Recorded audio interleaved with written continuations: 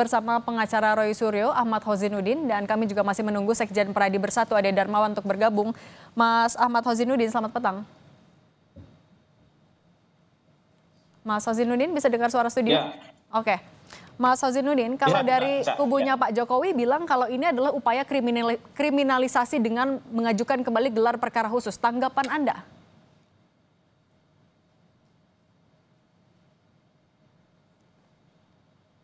Mas Hozinuddin? Ya, yang pertama tentu kriminalisasi.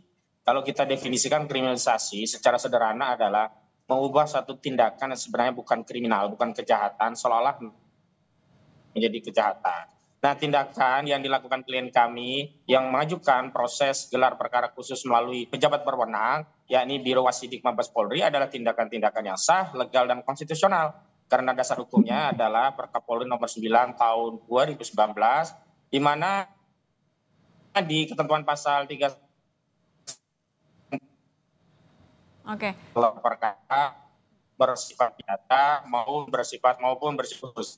Karena itulah klien kami mengajukan permohonan gelar perkara khusus. Lalu kalau tindakan yang punya dasar hukum dan juga sudah dijawab oleh Biro Wasidik di tanggal 4 Juni yang lalu, permohonan diajukan 26 Mei 2025, lalu ditanggapi oleh Biro Wasidik di 4 Juni 2025, lalu di mana tindakan kriminalisasinya? Kalau kami tidak menyalurkan komplain terhadap proses dari penyelidikan perkara ijazah palsu ini kepada pejabat yang berwenang, lalu kepada siapa kami mengajukan komplain itu? Sementara pejabat yang berwenang, yakni dalam hal ini Biro Wasidik Mabes Polri, sudah mengirimkan surat, dan dalam poin kedua surat yang dikirim Biro Wasidik Polri 4 Juni 2025 yang lalu, ditegaskan bahwa surat klien kami sudah diterima dan akan ditindaklanjuti sesuai dengan ketentuan peraturan perundang-undangan yang berlaku. Oke, kita tanya dulu ke Mas Ade Darmawan kalau gitu. Mas Ade, kalau kan gelar perkara khusus memang diatur dan bisa saja dilakukan. Apa yang membuat Anda meyakini ada kriminalisasi? Jadi gini, Mbak Cindy, kalau terkait kriminalisasi itu jelas bahwa ini sudah dihentikan, itu yang pertama. Yang kedua, kalaupun memang ada upaya hukum itu sah-sah saja, silakan saja melalui Perkapolri itu. Nah, namun begitupun sebaliknya kami juga jangan dituding sebagai orang yang mengkriminalisasi ketika kami melaporkan, karena itu juga sesuai dengan koridor hukum. Jadi gini, saya melihat bahwa ketika kami yang melakukan pelaporan terhadap Roy Suryo CS dan kawan-kawan kita itu dianggap kriminalisasi. Tapi kalau begitu mereka atau kelompok-kelompok golongan tertentu seperti kelompok Roy Suryo CS itu melakukan hal-hal yang sama seperti kita dalam koridor hukum, dia menganggap bahwa itu bukan kriminalisasi. Jadi kami bingung nih Mbak Cindy ya, bahwa ungkapan kriminalisasi itu kalau Mbok ya memang mau dibuktikan dan merasa bahwa memang kan ini ada dua perkara nih Mbak. Saya jelaskan dulu ya. Ada dua perkara yang berbeda di sini. Ya. Satu adalah perkara ijazah palsu. Ya, ijazah palsu itu oleh TPUA dilakukan pelaporan. Di Barreskrim ya. Ya. Satu yang kedua, satu ijazah palsu, yang kedua adalah tuduhan palsu. Tuduhan palsu ini yang dilaporkan oleh kami. Baik itu pengacara Pak Joko Widodo dalam artian di sini dan kami sebagai kelompok atau golongan masyarakat tertentu. Nah, jadi ada dua ya, dua perkara di sini. Yang satu adalah ijazah palsu, dan yang satu lagi adalah pencemaran nama baik.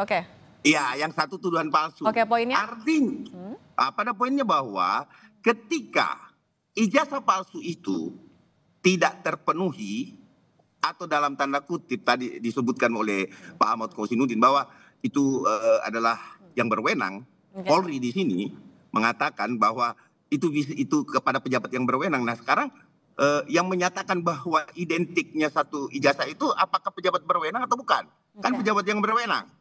Sehingga ijazah palsunya itu kita anggap clear kalau kita mengakui itu pejabat yang berwenang. Tetapi kalau perlu putusan pengadilan tentu silakan dengan memproses ini menunggu proses di Polda Metro Jaya. Itu selesai dulu. Oke, kita tanyakan dulu ke pengadilan. Mas Ozinuddin, tadi kalau kata Mas Ade ada double standar nih antara sebutan kriminalisasi. Kalau menurut Anda gimana? Anda sepakat dengan itu?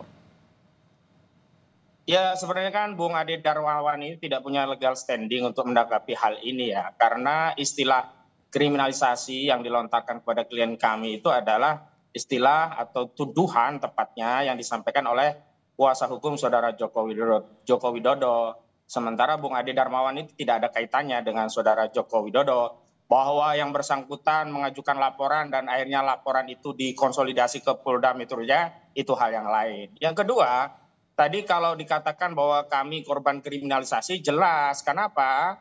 Karena tindakan yang dilakukan klien kami adalah tindakan yang berkaitan dengan hak konstitusional sebagai warga negara untuk menyampaikan pendapat. Bahkan pendapat ini didasari oleh ilmu dengan data-data dan fakta yang kemudian dielaborasi melalui kepakaran yang dimiliki oleh klien kami begitu. Lalu hal itulah yang kemudian dipaksa menjadi laporan polisi oleh saudara Joko Widodo di Polda Metro Jaya. Nah, soal laporan itu sebentar dulu. Ya, kalau kita mau fair, orang yang menyatakan diri korban kriminalisasi harusnya yang lebih layak itu adalah Bambang Trimulyono dan Gus Nur, karena keduanya masuk penjara 6 tahun dengan tuduhan mengedarkan kabar bohong tapi tidak pernah dibuktikan ijazah asli di pengadilan. Begitu. Kita bahas dulu yang di Polda dulu ya Mas Ozinuddin. Saya balik lagi ke Mas Ade. Mas Ade, tapi kalau menurut Anda sebenarnya untuk penuntasan kasus yang di Polda Metro Jaya juga yang dilaporkan oleh kubu Anda, sejauh ini sudah seperti apa? Sudah sesuai dengan harapan Anda? Sampai saat ini kami masih mendesak Polda Metro Jaya untuk segera melakukan gelar perkara internal untuk menaikkan status dari penyelidikan menjadi penyidikan. Itu yang pertama.